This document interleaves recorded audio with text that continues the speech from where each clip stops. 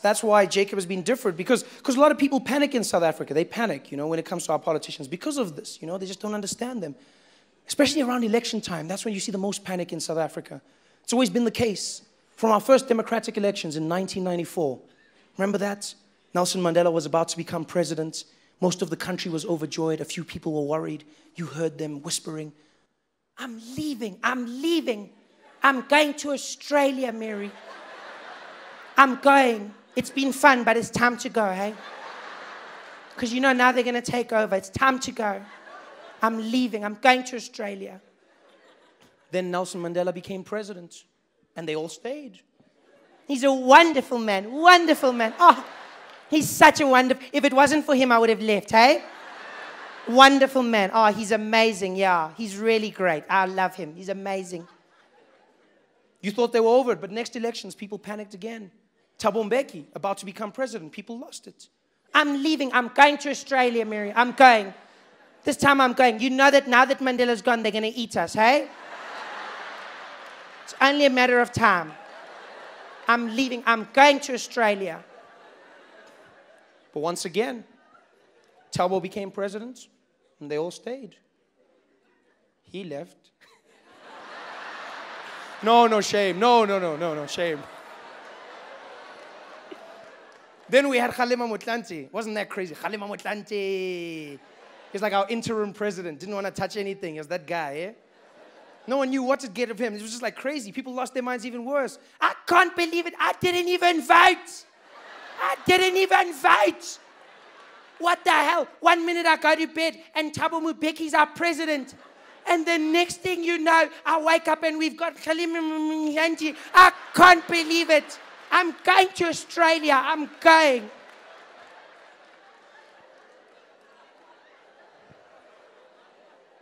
But then once again, thankfully, they stayed.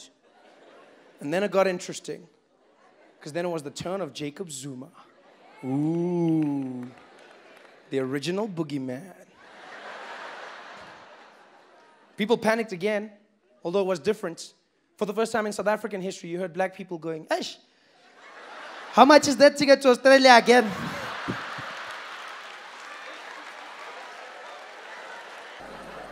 Jacob knew he had to go big or go home. He knew there was only one way from where he was, and that was down. Jacob was like, they will remember me one way or another. Utata might be the father of the nation, but I will be the father of a nation.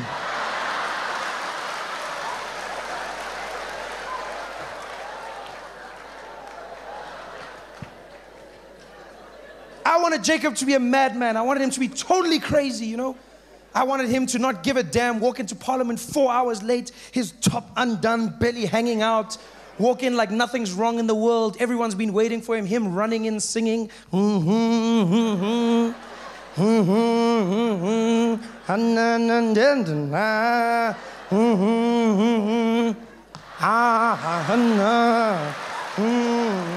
Helen Zilla in the corner. Jacob, you late, Jacob. Jacob, we've been waiting for you for 4 hours. You can't come. Hey, shut up, Wena. Shut up. Late for who? Late for who?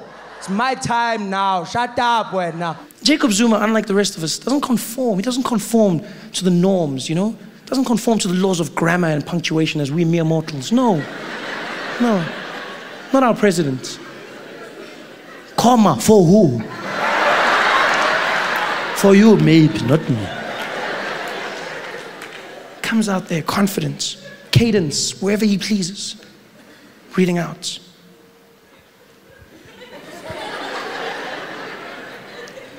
We have and always will be proud members of the ANC. And as such, we are proud supporters of the development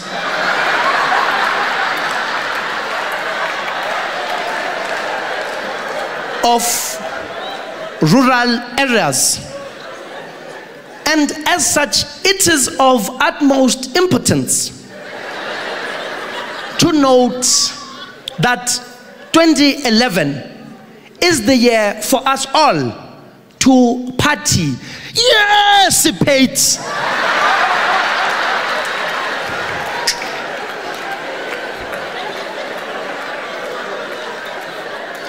And so forth. Let it not be a blame game. Let us understand that I, Jacob Zuma, am not a country on my own.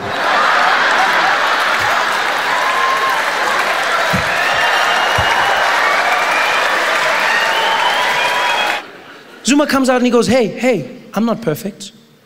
I'm human. I make mistakes, just like you. Now and again, I will make a mistake. And another one. No. But hey, who's perfect? I look at Jacob Zuma and he strikes me as the kind of person who's on Facebook, you know? He's just got that vibe to him. No, you can see Facebook people. Some people look like Facebook people, some people don't. He strikes me as a Facebook person. He strikes me as that kind of guy, you know? In the presidential office in the morning, he's sitting there, getting everything ready, and he chills, gets into it. www.facebook.com. And hello? No, I'm very busy now, very busy. Yeah, I'm writing a speech. Yeah. About the world. Yeah, okay, bye-bye. Log in, username, Jacob Zuma.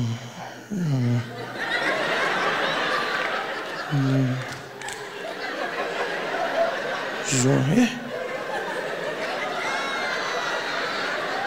Julius!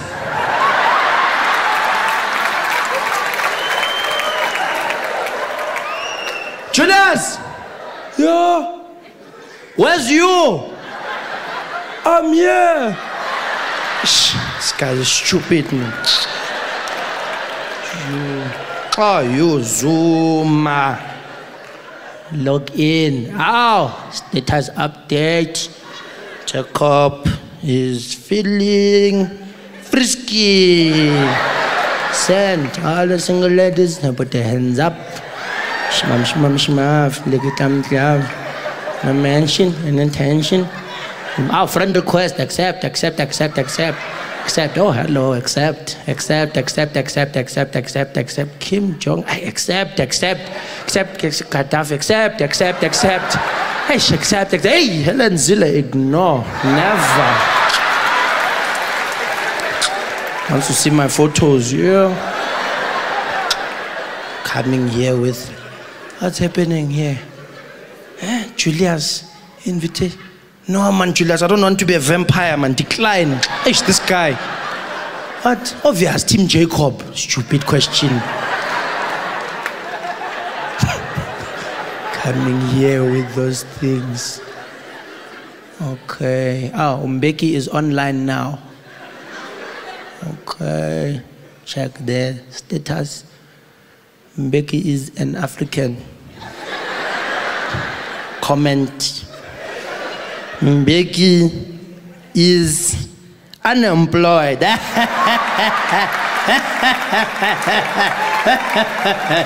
Send. Like. Poke. Super poke. That guy, man, what's happening here? Barak, still no response. This guy is not serious. He doesn't send Barak friend request all the time. Doesn't even message. Dear Barak, it's me, Jacob. Why don't you want to be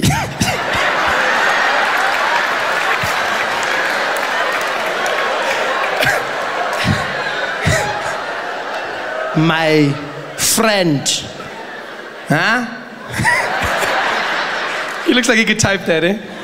H-U-H, huh? For some reason, I feel like this is a great portrayal of Jacob. I feel like this seems like how he'd type on a keyboard. I've never seen him, but I don't know. I feel like, he seems like this kind of guy. But then it seems like a finger typer.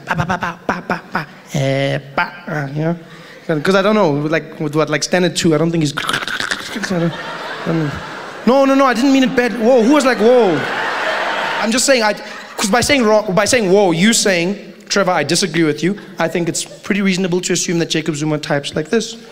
He's a 70 word per minute kind of guy. Is that, that's what you use. Although, mind you, what you're also saying is the guy who speaks like those who 1, 2, that guy, what you're saying is all of a sudden when he gets on a keyboard, then he goes from those wick, and then when he's on a keyboard, all of a sudden magically he's like, hey gang, how you guys doing? OMG, being president is super hard. Why is Helen Ziller always on my case? WTF, loser. And Greta said the funniest thing the other day, and I was like, LMFAO. He's super hilarious. Anyway, gotta go, gotta get back to doing work. Okay, smiley. No, he's that guy. He's We got the cutest president in the world, and you guys don't respect him. You don't appreciate him. He got that cute face with that grin, just looks like he could have been like one of those kids in the Jet magazine, just He's super cute, man. How could you hate on Jacob Zuma? He looks like a little Zulu ninja turtle, man. He's so, he does, You can see him in the crew. Leonardo, Raphael, Michelangelo, Jacob, Kawapanga.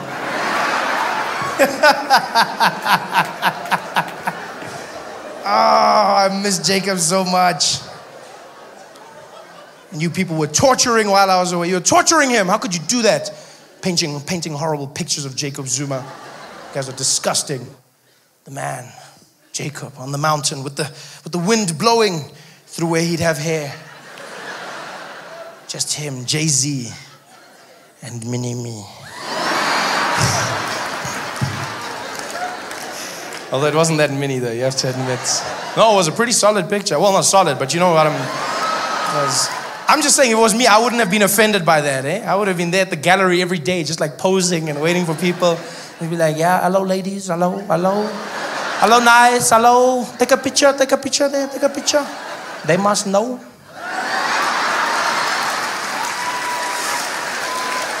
So strong and so confident. People were like, this picture, it's racist. This picture, disrespectful. It wasn't even that disrespectful. I know you might not like it, and that's your personal opinion. But it wasn't that. Even the name of the picture was strong and powerful, Jacob Zuma, the spear. The symbol of the Zulu nation for hundreds of years. Made famous by King Shaka himself. Conquering army after army with the spear. The spear of the nation. The spear. It's not like that guy called it the pocket knife. The spear, big and manly. That's why our president didn't complain. Jacob Zuma did not complain once because he understands art. He's cultured. Because the guys around him complaining about it on his behalf. I hate it when people do that. He wasn't even offended. They ran to him like little kids tattletaling. Jacob! Jacob! Yes. What happened now?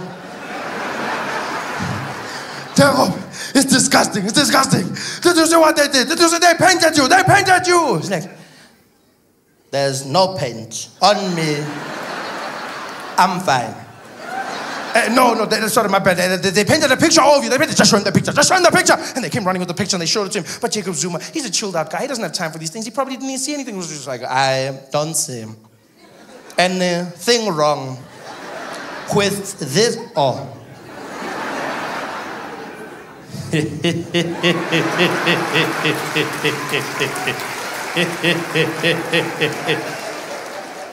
The giggling Casanova has no time for these trivial pursuits.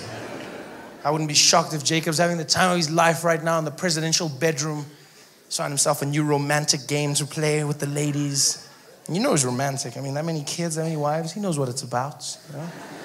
He's there, covered himself in body paint. I think Barry White's in the background.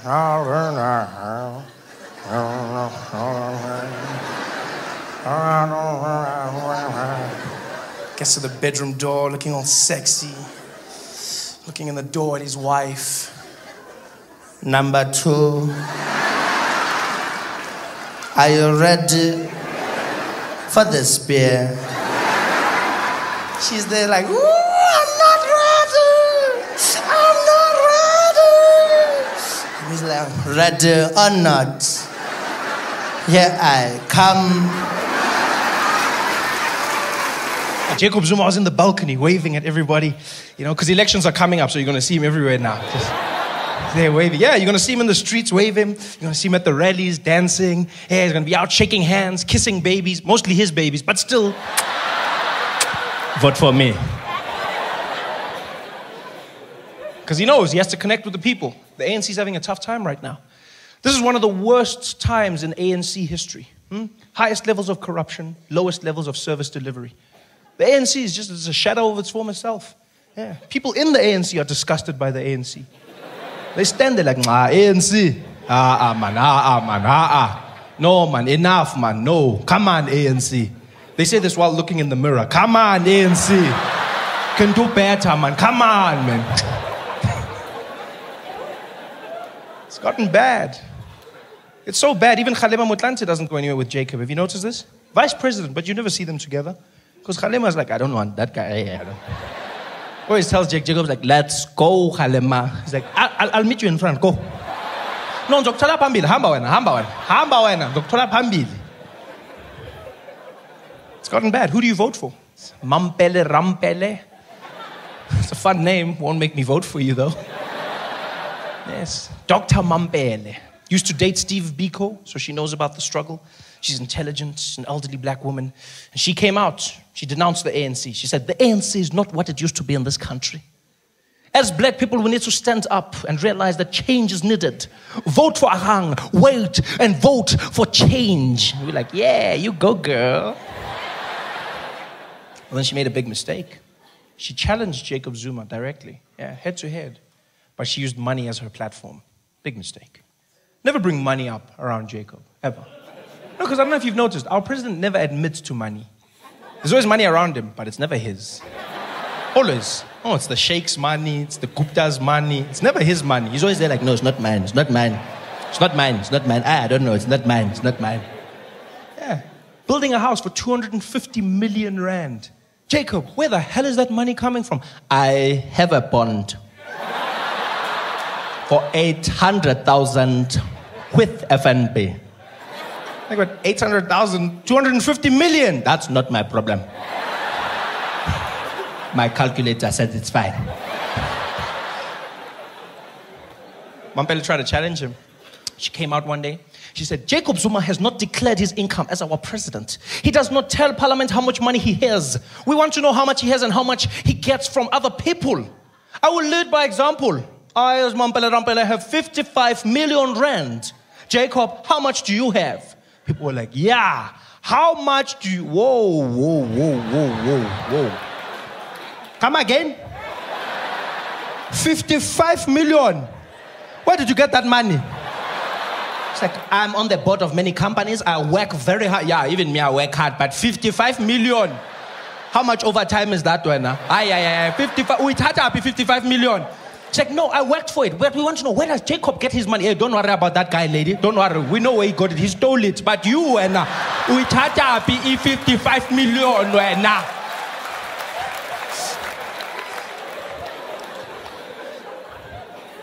I don't know who to vote for anymore. Because you can't make jokes about Robert Mugabe in Zimbabwe. If you do this, then you get arrested and sent to prison for mocking the president, right?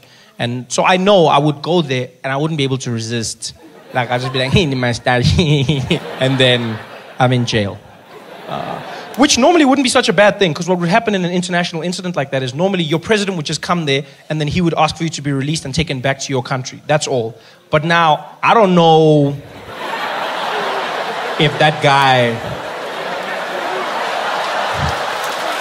would come and fetch me.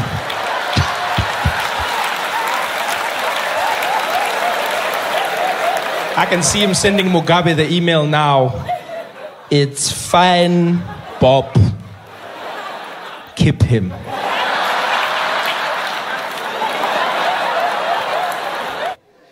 Jacob Zuma hasn't smiled in months. He was our laughing president. You guys remember that? Huh? He was that guy.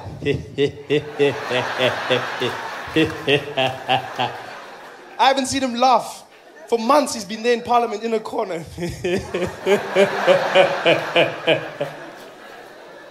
And the funniest thing is, he introduced us to Julius Malema. That's the craziest thing about this whole situation. It's a thin line between love and hate. He introduced us to Julius Malema. That was his guy. He came with him, and we were the ones asking questions. We saw Julius in the beginning. It was almost like Jacob Zuma brought us a little puppy, a little ANC puppy. And it was like, hey guys, this is my puppy Julius. And we were like, oh, this is interesting. Hey, Jacob, your puppy took a shit on the carpet. And he was like, oh, that's not my problem. Good dog. We're like, hey, Jacob, your puppy's chewing our shoes. Like, that's not my problem. Good dog. Now the puppy's grown up, biting the owner. Zuma's legs are there. He's there like, hey, Futzak, pay back the money. Futzak, guys, help me. And we there like, that's not our problem. Good job. Have you guys seen our president? Huh? Have you seen him lately? Oh, man. He's back. He's back and better than ever before, you know? The last few months have been so taxing on him. People fighting with him in Parliament, shouting things at him. He's been stressed, sitting in a corner, quiet, all to himself. And then he found out that he would be paying nothing, absolutely nothing for the upgrades at Nkandla. And he walked into Parliament, a new man. Had a bounce in his step. He had his swag back. Jacob 2.0. I mean, he's still doing the same things, making the same mistakes, but now he has a certain level of panache. I saw him mess up a speech the other day, stumbled on a word like he always does. This time, though, he didn't frown, he didn't get stressed. He just worked through it. And here we can clearly see there are red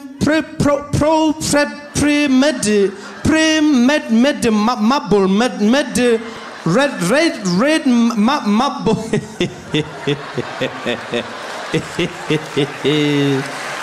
A marble red marble.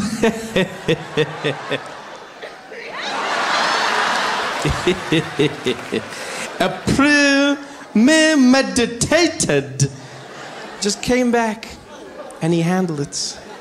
I love how he just stepped away and did the cutest little, I don't even know what he was doing there. He just does like a little, almost like he's just moving his brain to the other side of his head. Like he knows when it's in the wrong place, it doesn't, he just shook it up. And he came back in. Even the way he handled the scandal was powerful. We thought for sure that Nkandla would be his downfall, and yet Jacob Zuma took something so serious, he turned it into a joke and threw it back in our faces. Well, we are clearly living in a place where there is a poverty of politics, people asking questions, but they don't want answers, questions, more answers. We're investigating, they ask again, questions, more answers. Then in Parliament, we're here, point of order, yes, Nkandla. Thixo wase George Koch.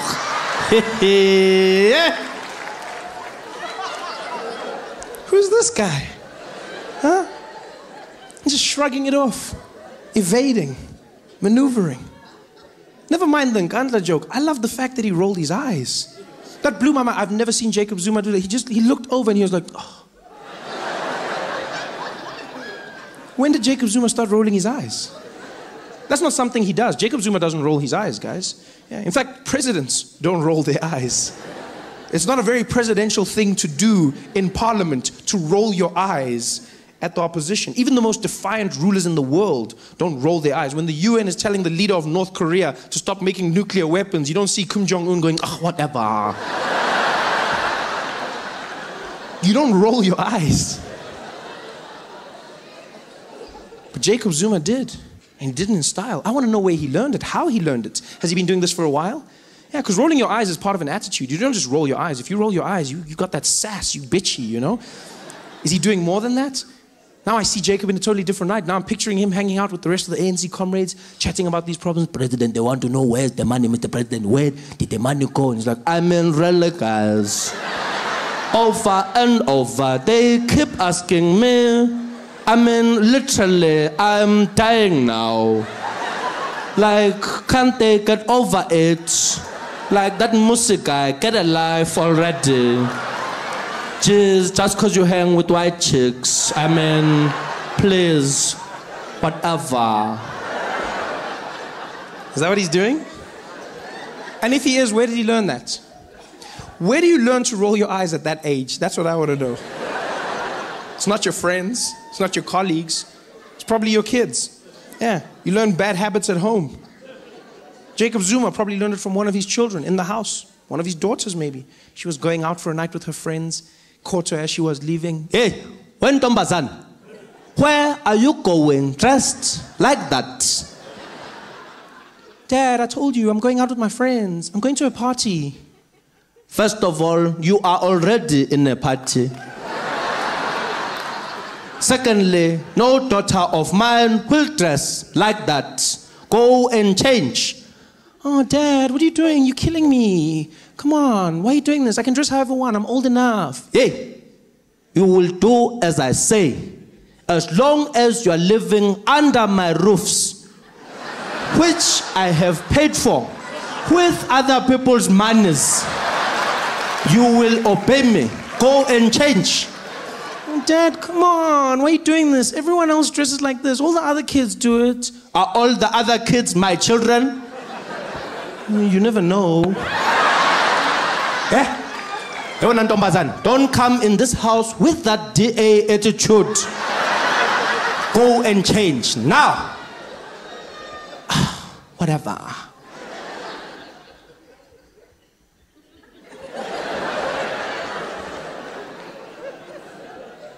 What was that? What did you just do? I didn't do anything, Daddy. Don't lie to me. I saw it. You did something with your eyes. It looked like the Undertaker. But they came back. What was that? I just rolled my eyes, Dad.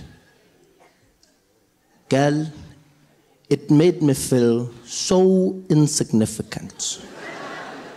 What you did there made me feel like you did not acknowledge the seriousness of this situation.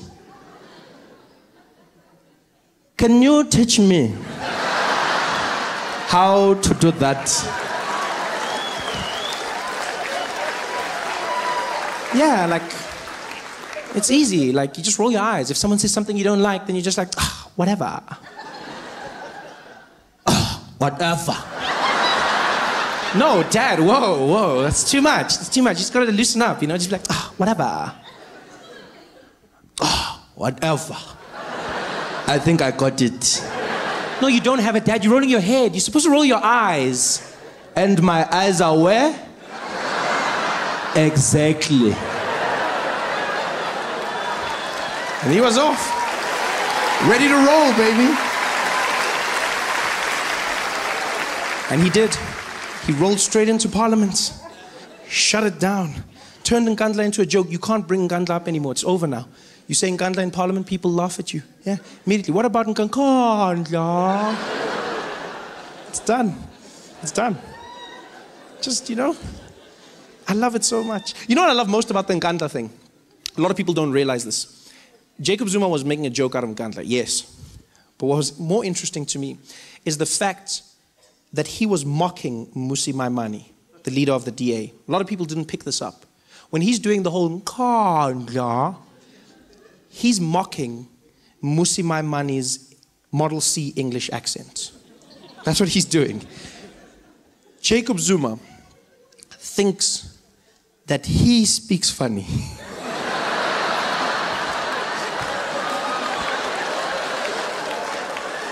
That is priceless.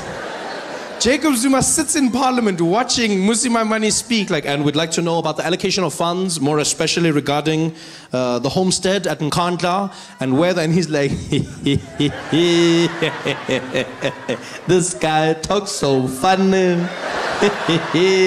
Kanja, would you like some tea with your crumpets? Marshmallow. Jacob Zuma is laughing. That's just beautiful. I don't know how much of it is true or not.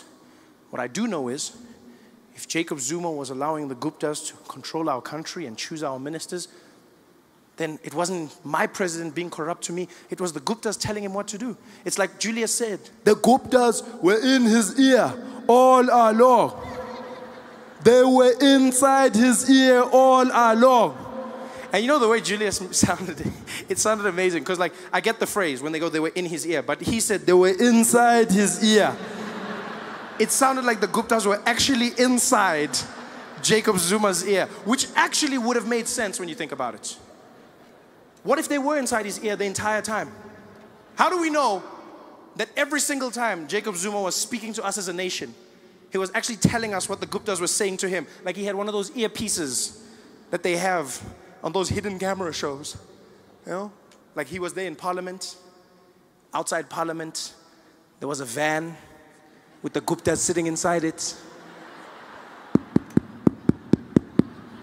Hello, Jacob. Jacob, I've activated your earpiece. You're going to repeat everything that I tell you, okay?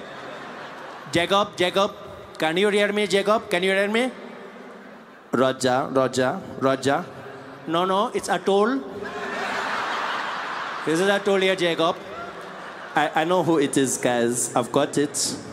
I know who it is. Okay, let's just make sure levels are all correct, Jacob. 1, 2, 1, 2, 1, 2. Okay, what do you want to do? No, 1, 2 like 3. 1, 2 like 3. 1, 2 like 3. Oh, okay.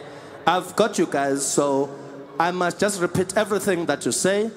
Yes, you're going to repeat everything, Jacob. Okay, it's going to be very complicated. I'm trying to listen to you while also speaking.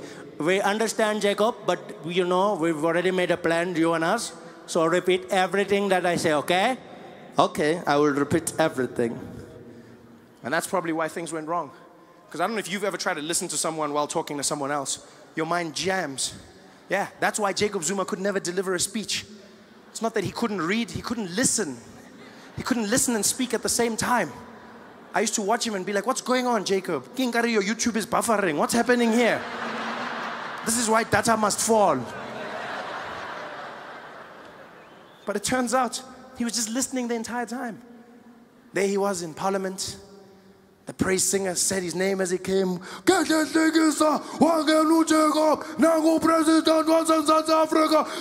Zuma! Jacob Zuma came out to the podium. His earpiece was ready. Good evening, everybody. Good evening, everybody. Proud South Africans, and Indians especially,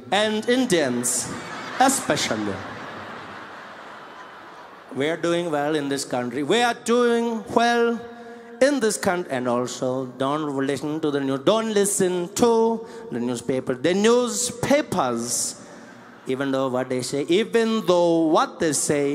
is right sometimes. Also, there is no problem with the ANC. Also, there is no problems with the ANC. The membership is growing. We currently have 939,360,939 39 million, 39 million, 60, and 62. No, 39 million, 600, 390, no, I said 900 million, 62,000, no, Jacob, you're missing the point, 100 million, no, Jacob, come on, man, listen properly, listen properly, listen properly. No, Jacob, listen properly. 900 million. Give me a pen there. Hey, Pelele. No, Jacob, 100 million, 39 million, 63,000. Oh. What are you doing? Jacob, no, man. That was just a tickle and a cough. Tickle as a church cough. Okay, this is going wrong, Jacob. Abort, Jacob. Abort. I bought.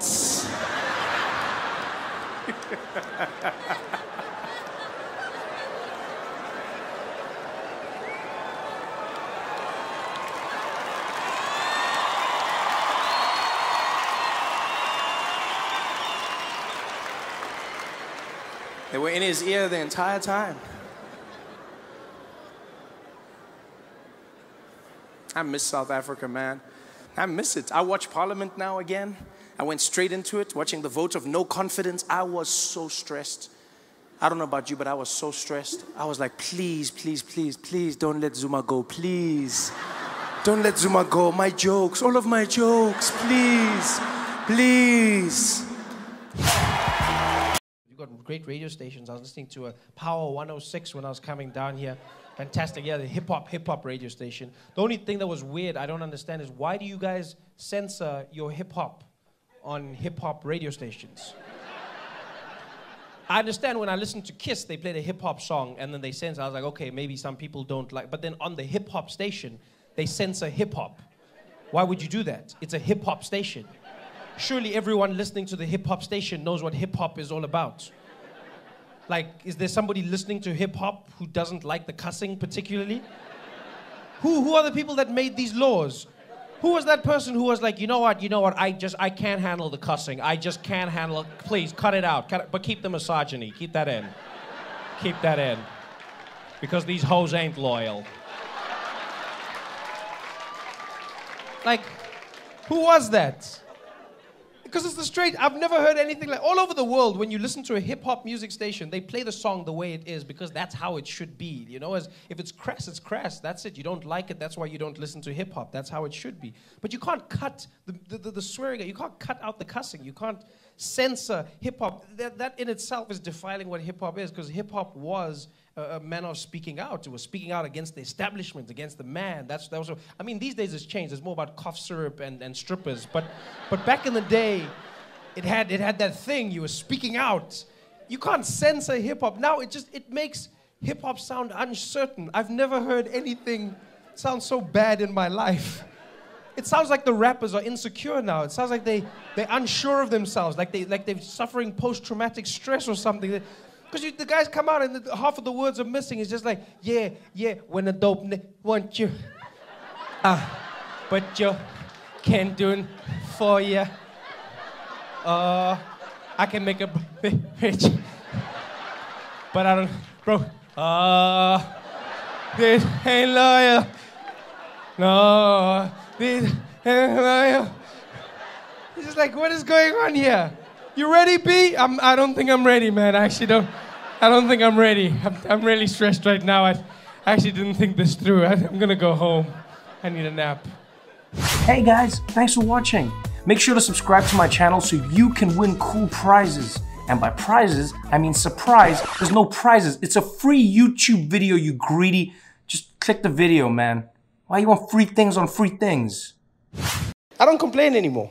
I genuinely don't. Because I've learned you complain everywhere in the world. Like when you travel, you realize how many people complain everywhere in the world. South Africa seems like we're crashing until you go to other places and they seem like they're crashing. I went to the UK. You think the UK is having a fantastic time. South Africa's like, oh, that's my dream. That's my dream. That's my dream if I can just go to the UK. Oh, the UK. Oh, wonderful place. Oh, I just need to go there. The motherland. Oh, just to touch the ground of my home. Oh. So it's not that great. People in the UK are suffering. They're having their own poverty. Old people are dying because they can't put in their heaters during the winter. This is what's happening in the UK, the Great Britain. People are suffering all over the world. In America, they're complaining. They're going, there's racism at the highest level, segregation, black people being shot by police. People are complaining everywhere. I go, we have our problems. At least I understand them. At least I understand. I don't complain, I'm not saying people shouldn't complain. People will complain. People, like white people will always complain. We know this, No, and this is because white people are good at complaining. You have it in your blood. You see it from white people. Like when they're born, they have it. Like white babies don't cry the same. Other babies are crying like, White babies are like, why? Why? Why? Why? Why? Why? White people have it in their blood. It's part of who white people are. And it's just a thing. It's not a bad thing. It's just a thing, White people are so good at complaining. They've got different techniques of complaining. It's not just one style of complaining. Some of them will complain on Facebook. Some of them will complain on 702. My favorite type of complaining white people do is the silent complaint. That's my favorite. The silent breathing complaint. That's the best one ever. Yeah. Where they just breathe out really hard. I love that. You see them everywhere just doing that.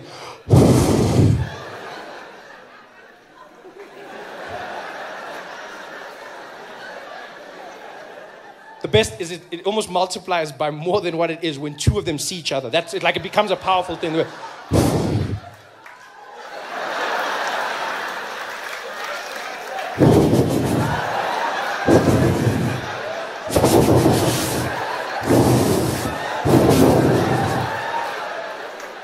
I don't even understand what that is. Why do you breathe out your anger? That's all white people. That's why Cape Town is so windy. It's just so many white people at the same time.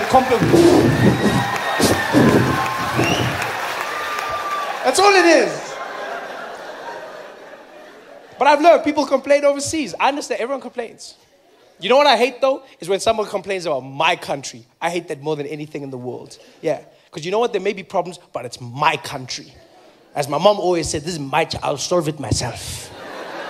That's how I work. Because I was in the UK and this guy, we had a conversation. Started nicely and then took a left turn. In the middle of the conversation, he goes, yeah, that's really interesting. But you know what your problem is, Trevor? You know what your problem is in South Africa, yeah? You know what your problem is? I said, no, but you'll tell me, won't you? So yeah, I'll tell you, Trevor. I'll tell you what your problem is. In South Africa, you've got too much crime. That's the problem. Too much bloody crime. Yeah, crime and vuvuzelas. That's your problem. That's a crazy, he didn't even pause when he said crime and in the same sentence. Crime. He didn't walk away. He didn't go like, crime, that's the problem. Oh, you know what? And no, he went crime and vuvuzelas. Like in equal measure, these are the plagues of our nation. Like every day we battle crime and like mothers are seeing their children leave the house going, Temba, be careful of the crime. Nama vuvuzela, yes, look after yourself, boy.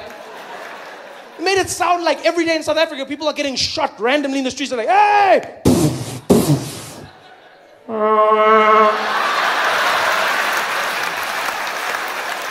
Crime and really? And vuvuzelas? When the hell did the vuvuzela become the most hated instrument in the world?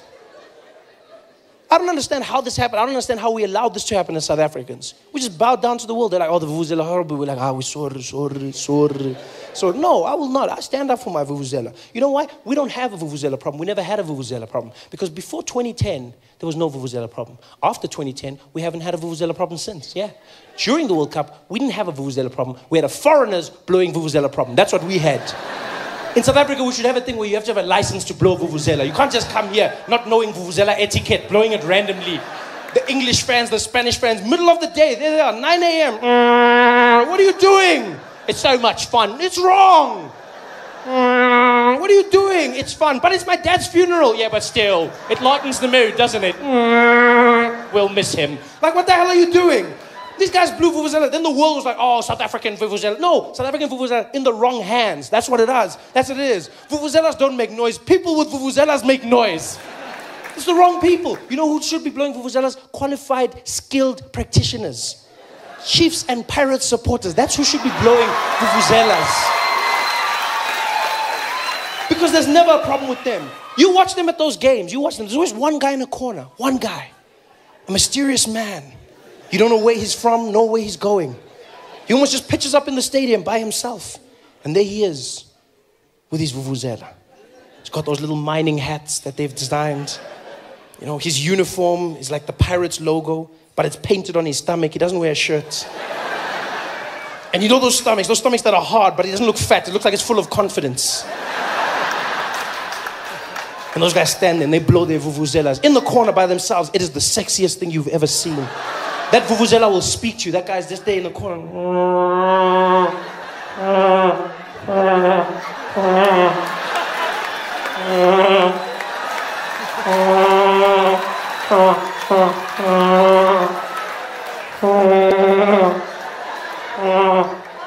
It's so sexy. You watch that guy standing there looking like a Zulu Kenny G. He's just, oh. How are you going to hate on the vuvuzela? That's the best instrument. The vuvuzela is us. That's the sound of Africa. That's, you know, that's what I picture out on the Serengeti. On one of those like National Geographic shows. David Attenborough commentating. And as you look out, far into the distance of the African bushveld, you can vaguely make out the silhouette of the South African vuvuzela.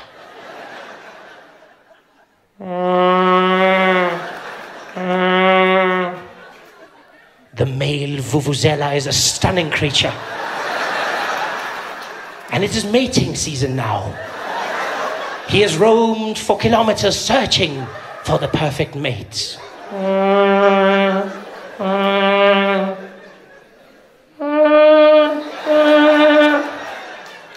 He has found her. The two vuvuzelas slowly begin the mating ritual.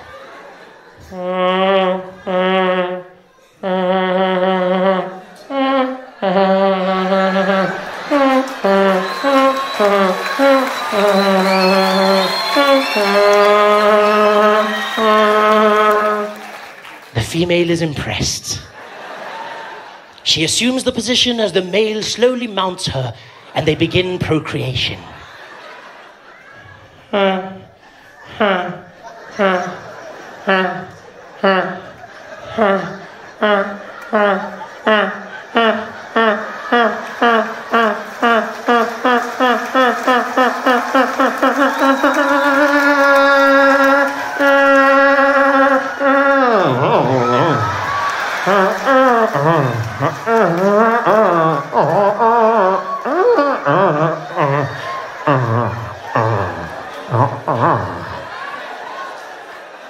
The male is finished. He slowly moves away from the female. She seeks out for his approval and affection.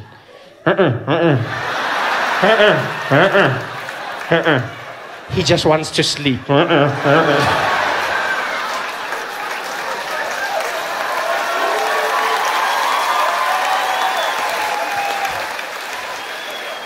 How are you gonna hate on the vuvuzela? I love that. Hey there, thanks for watching. Now, all I need you to do is click on that little circle on your screen. Yeah, that one. Oh, yeah, just like that. Hold on. Yeah, click. Nice. When you think about colonization, it is the strangest thing you can think about. Because conquering is one thing. You go to another country, you take what's theirs. You want more. You take the land, you take the resources, you kill the people. That I understand. But colonization, I don't condone, I understand.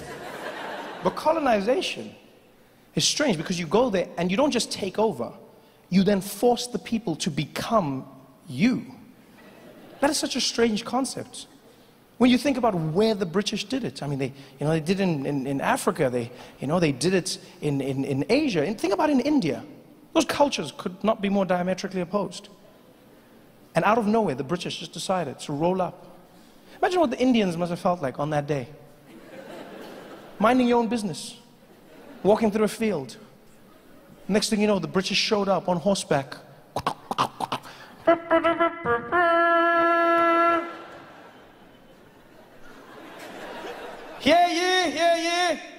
By order of Her Majesty the Queen, we have arrived. You over there, what is the name of this land? This land over here? This is called India. Well, my good man, I am here to tell you that India is now under the British Empire.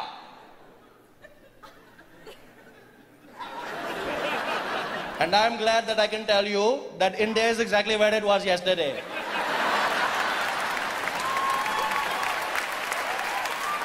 No, I feel you're not understanding what I'm saying. I'm letting you know that we're here to colonize you by order of the Queen. Who is the Queen? The Queen. The Queen of England, the ruler of Great Britain. She who was ordained by God. Which God? God. The one true God. There are many gods, my friend. What is the name of your God? There is only one God, and his name is God, and you too shall worship him. You want me to worship a God, but you don't want to tell me his name? What are you talking about? There are many gods, okay? There is Shiva, there is Lakshmi, there is Hare Krishna, there are many gods. What is the name of your God? His name is God. You don't know the name of your God? It's just God. Is it like mommy or daddy? You want me to worship your God, but you don't want me to tell me his name, huh? How am I going to pray to him? What do I do? Every morning I go to wake up and I pray like, oh, dear God, I was hoping that maybe God, you could help me. No, sorry, not you, other God. No, other God. No, not wrong God. No, God, I was trying to talk to other. No, you're right. I should have asked for her first name. No, God. No, other God, please. No, God behind that God. No, not you today, God. Other God. You're right. He told me he would know I was talking to, and I don't. No, other God, please. That God on that. No, that God. You. Then I wonder why my prayers are not getting answered, huh?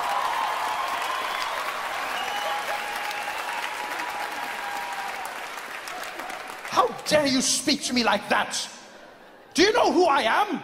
No, because you never introduced yourself. I have come here representing Great Britain.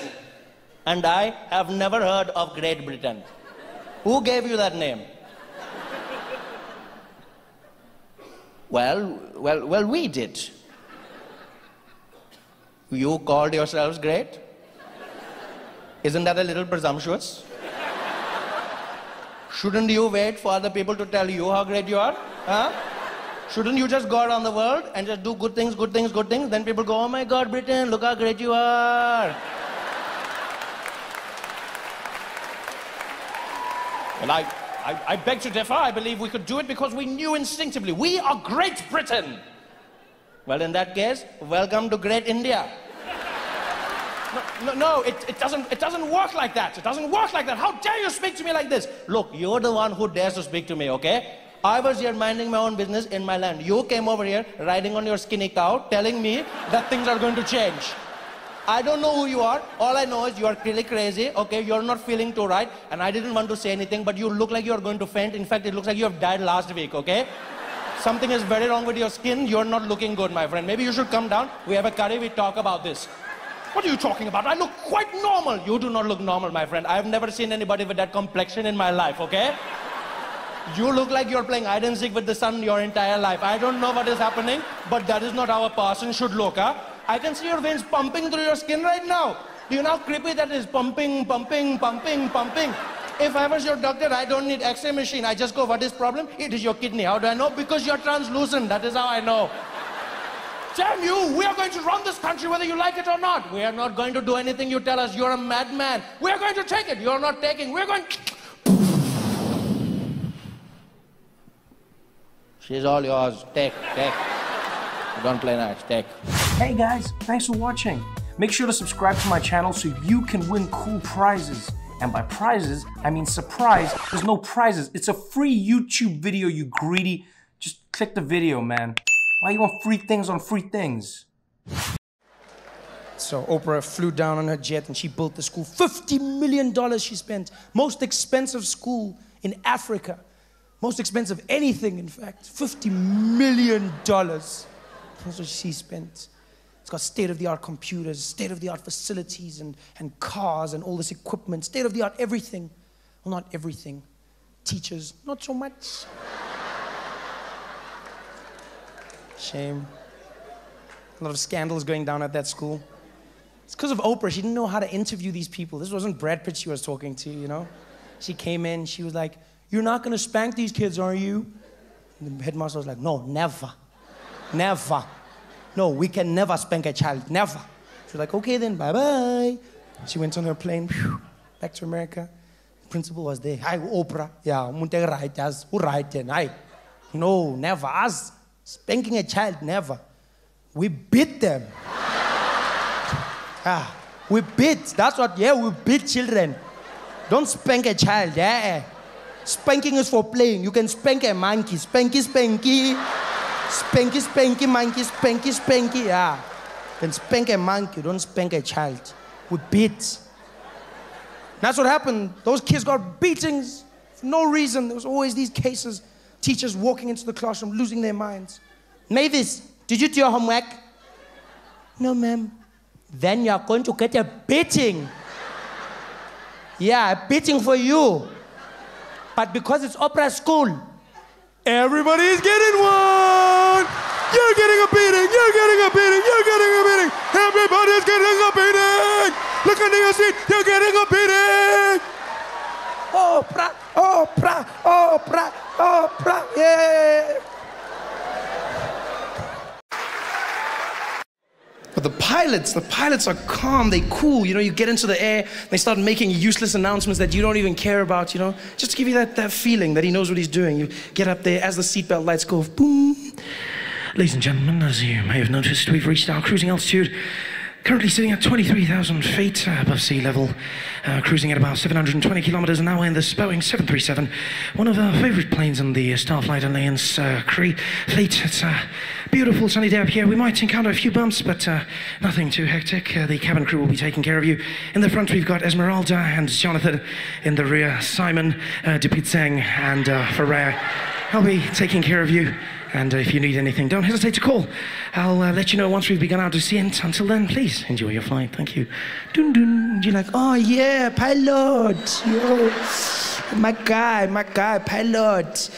It's cool. It's cool. I just don't like the fact that they never let you know when something's gone wrong. It freaks me out because they trained to keep you calm no matter what's going on. And I noticed this because we hit turbulence. Coming into Joburg, there were hectic storms, and the plane started shaking, and you know, it wasn't like the calm turbulence. You know, that turbulence where people, you know, the knuckles get white when they're holding their, you know, and because, you know, people try and act natural in the plane, they'll be like, and then they get to a point where they're like,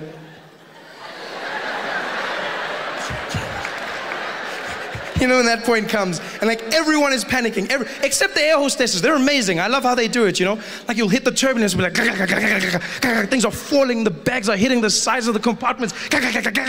People are panicking, and except they just move through naturally. It's freaky. It's almost like their lower half is not connected to the upper body. Because they'll just carry on, they'll be like, yes, you guys, would you guys like some coffee? Yeah, okay. There you go. Be careful, it's hot. Thank you. Right then. Anything for you, sir? Yeah, okay. Okay then, just pass me a apple juice, all right, thank you very much. There you go. Would you like some ice? No ice, thank you. You know how they do it. And then the pilot has the nerve to come on. In the middle of the biggest storm ever, the plane is shaking, the wings are tilting slightly upwards. You think you're gonna die. And it's like, people are screaming. Ladies and gentlemen, we've encountered some slight turbulence. We'll ask that everyone return to their seats at this point and refrain from using the lavatories. Please note we will be flying at a high altitude to try and alleviate the problem. Also, keep your seatbelts fastened, and no hot drinks will be served at this time for your safety. Thank you very much, and I'll speak to you in a moment once we've gotten out of this bumpy patch. Speak to you in a moment. That moment might never come. He doesn't tell you this. When the nationwide flight lost an engine, the pilot said nothing. There, it just fell. Quiet. I don't want a pilot like that. I want someone who lets me know. I want to know before I'm going to die. I want to know. I want to say a prayer or two. I want to prepare myself, you know? I want to forgive everyone that I hate in the world. Give me a chance. Give me a chance. But they don't, pilots. No, they don't. I bet people who die in plane crashes don't even know they've died. Must be the worst feeling in the world. There's like a whole bunch of confused people popping into heaven like, poof. I swear these airports change all the time. I never know where to go. I'm like, are we in heaven? Oh, wow, I can't believe we made it, hey? I can't believe, wow, this is amazing. And there's St. Peter at the gates, and he's like, come forward, please, come forward. Come forward. She's like, here you are, I'm St. Peter. How about you? Yeah, I know, many people are shocked. Just come. I get that all the time. Just come. No, I just thought that, no, don't worry, just come, please. Just wait till you see Jesus. Come.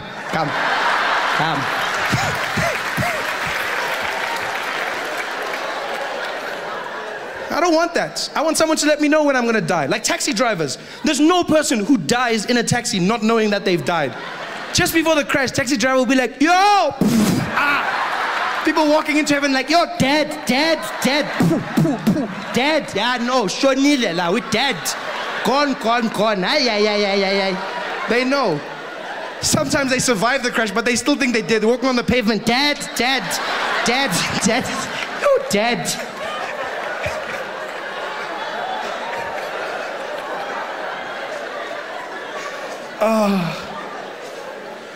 But luckily we did land safely in Johannesburg.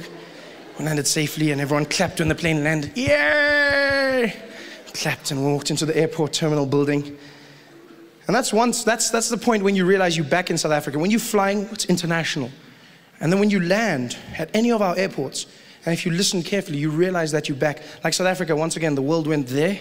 Then we were like, no, going. Yeah, we'll find just that's it. Because all over the world, they conform to a norm, and that is in airports, women make announcements. It's always a woman, always. And she's always calm, always monotone. Always come over that system. She sits in a room quietly.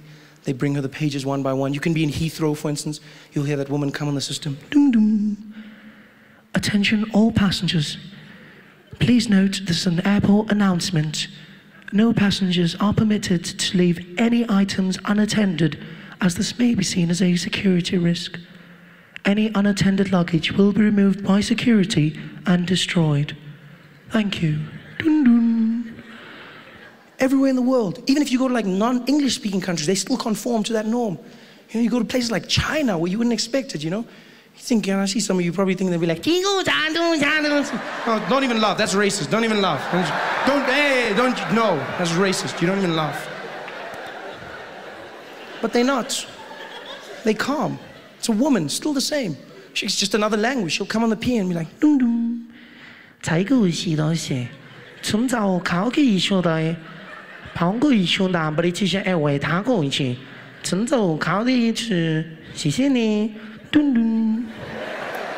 you know they've conformed. And then you land in South Africa. And you know you've landed. You know that you're back home when you walk into the airport terminal building. You walk in, and I don't even know if they audition the people who do it. No. It's almost like whoever's closest to the mic gets to do it first, you know? It's the craziest thing. Luckily, 99% of the time it's a woman, but she'll come on. It's the craziest thing ever. As you walk in, she'll come and be like, dum dum. Attention all passengers. Attention all passengers. Hello, I'm talking to you. Hello. Yeah, all the people is like Kula.com, the plane is delayed. The plane was going on 2, it's going on 3. Yeah, all the people must just take a ticket for that one. You're going to have a problem, nah? Just take on that. If your ticket says 2, then it's going to be 3, nah? Then you mustn't complain when the plane is not there, because then I need to tell you now, then you must just phone the people that are coming to pick you up, must tell them, yo, I need my plane is changed. It's stuck. And then they start speaking to people in the background. They don't even turn off their mic. All they must just tell the people they are, but tell you things, I want the pellet and the hot drink. I need to jelly and the hot drink. Yeah, yes, no, I need to jelly. Yeah, it's chicken. Yeah, yeah. I'm funny drumstick. I'm funny press. It's drumstick. Yeah, I'm funny drumstick. Okay, yes, I guess 7. Okay. All the people is like one time. The gate is changed. It's not D2. It's C15. It's not D2, it's C15. If you can go to D2, oh, you can find nothing. Okay, bye-bye. But I don't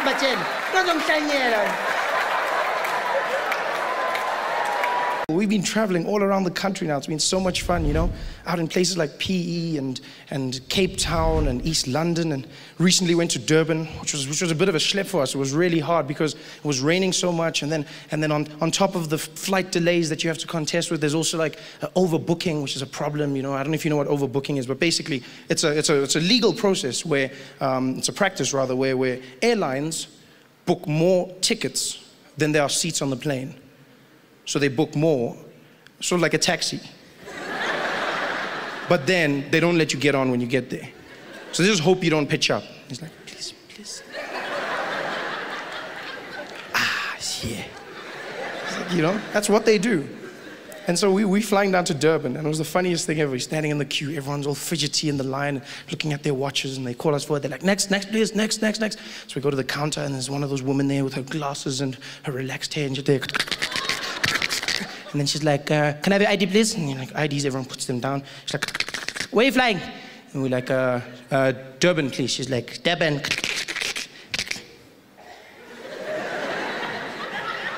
Durban. Yes.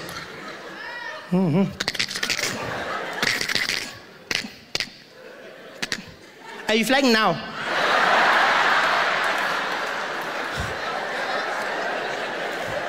No, tomorrow, it's a practice run.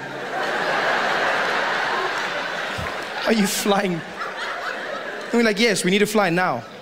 Okay. And then she starts typing frantically, which I never understand, because when I book my tickets, all I need to do is click. It's click, click, click, click, click, click, Joe, that one, click, Durb, that one, click, and then it does it all, and then she's there. I bet she wasn't even busy doing our tickets anymore. She's just like there, clicking. She's probably on like Facebook or something there, updating her status. Yo, another one is here. I'm dead. Another one here. Yo, dead. You overbooking. Dead. Oh, poke back. Dead. You dead. Death by overbooking. Yo.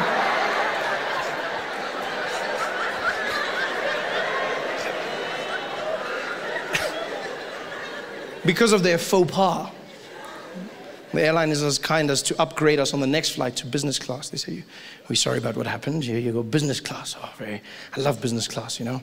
You get to go to a special lounge where everyone's very businessy, yes. No, it is, because when you're in business class, you overhear conversations, and they sound totally different, you know. You overhear people saying things like, yes, well, the mergers are coming along. I mean, if you look at the companies that are, you know, people walking around, well, I mean, if the numbers are right, then we'll definitely get that stock portfolio going. And you got people walking there, you know, just, no, I'm in the kids of the situation to make sure that all the shareholders are happy, and then we'll present to management, and it's going to be a installment of what, okay, you know, you hear like businessy kind of stuff. Whereas when you're in economy, it's just like a huge group of people. You generally overhear conversations like, I thought you put it in the bag. You said you put it in the bag. What? It was on the table. I asked you to put it in. Why is it not in the bag?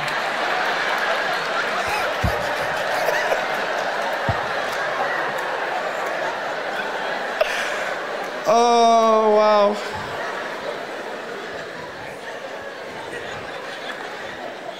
And so we're going through the airports, and then we go through security. And I love security in South Africa. It is the most chilled out security you will find anywhere in the world. It is. Like South African security is just like, you know, we work on an honesty system in this country, you know? The security guard, he's there to enforce, but it's more on honesty. It's like, look, it's up to you. This is the honesty place. This is where we all admit to our sins. Come forward. Do you have anything to declare? You know, it's that type of place. Overseas, when you come through customs, it's the craziest thing ever. You got to take off everything. You got to take off your shoes, and you take off your belt, and you can't wear a jacket or a hoodie or a cap or anything. You got to take off your rings and nothing, not even coins in your pocket. Even if you got like a big filling, then you're in trouble. Then and they'll be like, then you're like, but it's my teeth. And they're like, well, you're gonna have to do something. You're gonna, you know. And then like colored people are like, excuse me, yeah.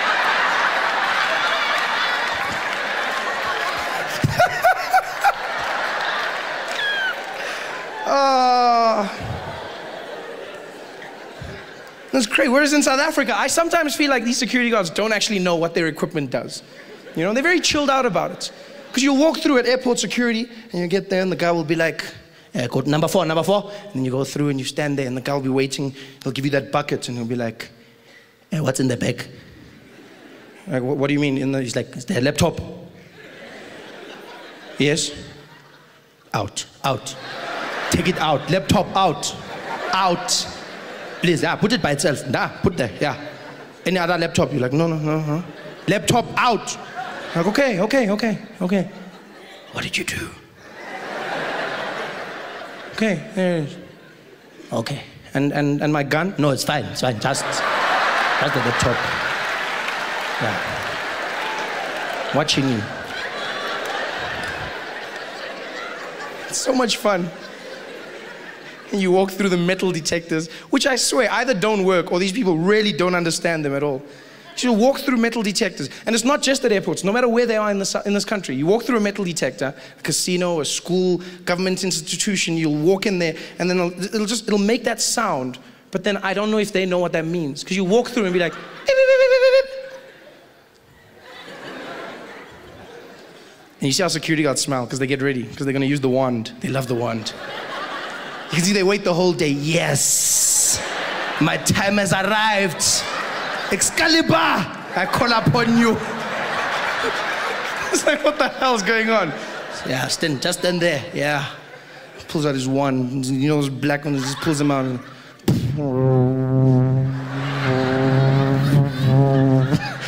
okay, it's not.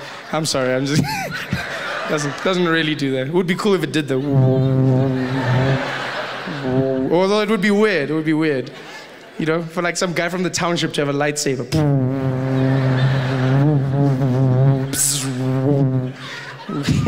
Wouldn't work at all though. It wouldn't. Imagine. Wouldn't be like Darth Vader. It would be like Braveda. Bravi.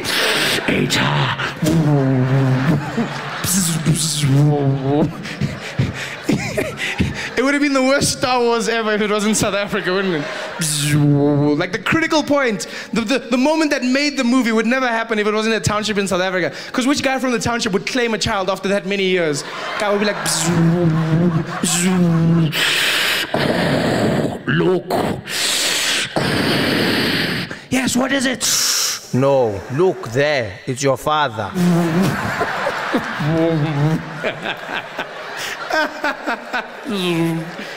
But it wasn't. Okay, sorry. I digress. The wand. Comes. Sorry. Comes out with the wand. And they always do that thing, you know, they go around. And we don't know what it's supposed to do or not, you know.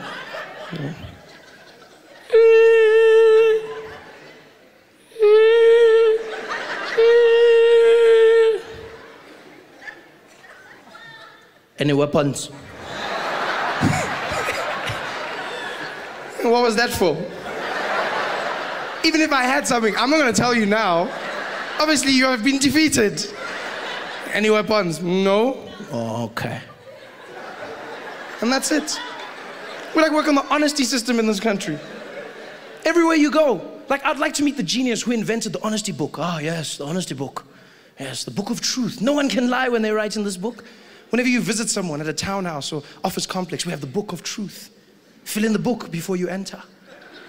Name, ah, yes. Surname, phone number and address. Reason for visit, PVT. We'll just do that. Look at everyone else. PVT.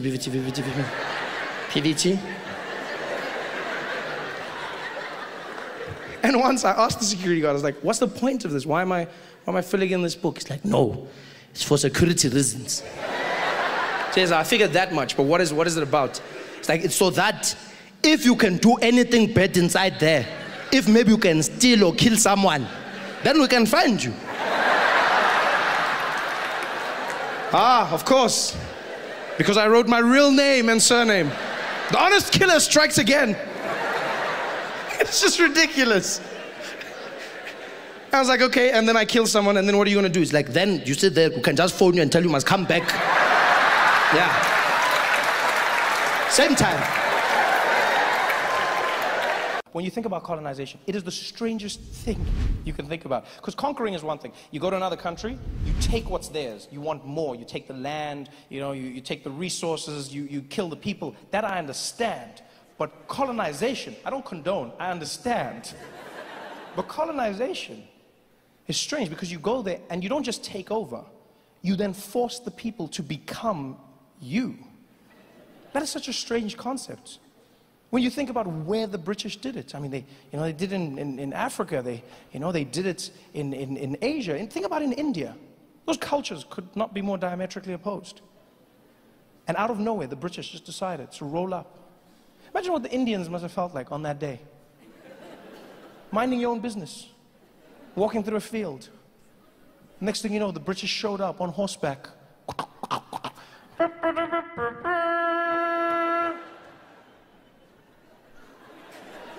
Hear ye, hear ye.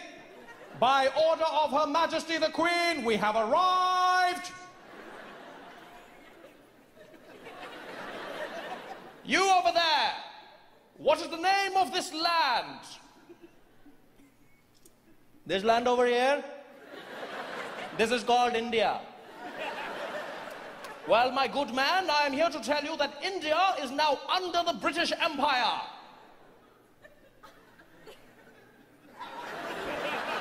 And I'm glad that I can tell you that India is exactly where it was yesterday.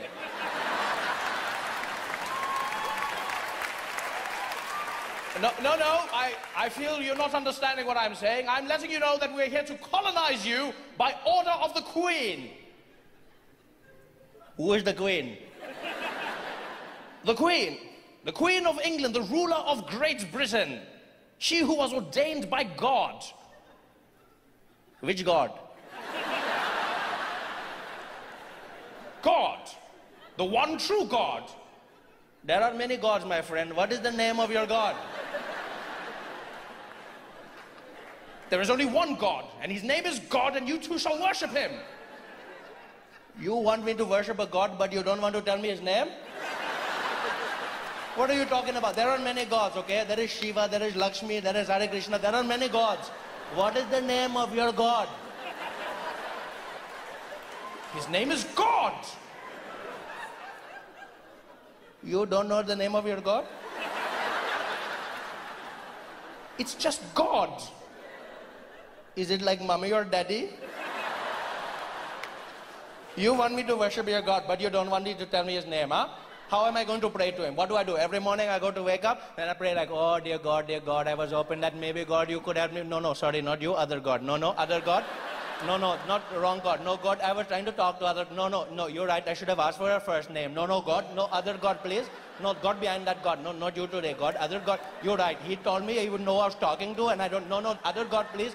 That God on that. No, that God. You. Then I wonder why my prayers are not getting answered, huh?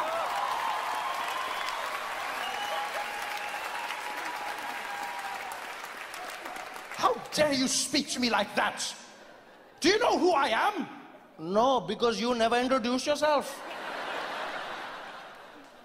I have come here representing Great Britain. And I have never heard of Great Britain.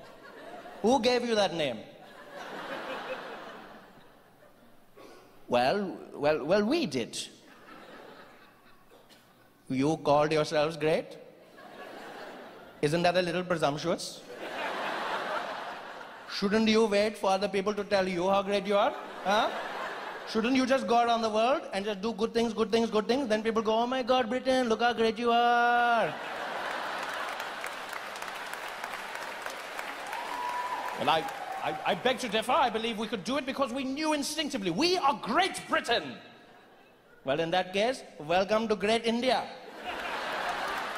No, it doesn't work like that. It doesn't work like that. How dare you speak to me like this? Look, you're the one who dares to speak to me, okay? I was here minding my own business in my land. You came over here riding on your skinny cow telling me that things are going to change. I don't know who you are. All I know is you are really crazy, okay? You're not feeling too right, and I didn't want to say anything, but you look like you're going to faint. In fact, it looks like you have died last week, okay? Something is very wrong with your skin. You're not looking good, my friend. Maybe you should come down. We have a curry. We talk about this. What are you talking about? I look quite normal. You do not look normal, my friend. I've never seen anybody with that complexion in my life, okay? You look like you're playing hide and seek with the sun your entire life. I don't know what is happening, but that is not how a person should look, huh? I can see your veins pumping through your skin right now. Do you know how creepy that is? Pumping. If I was your doctor, I don't need X-ray machine. I just go, what is problem? It is your kidney. How do I know? Because you're translucent. That is how I know. Damn you, we are going to run this country whether you like it or not. We are not going to do anything you tell us. You're a madman. We are going to take it. You're not taking. We're going... She's all yours. Take.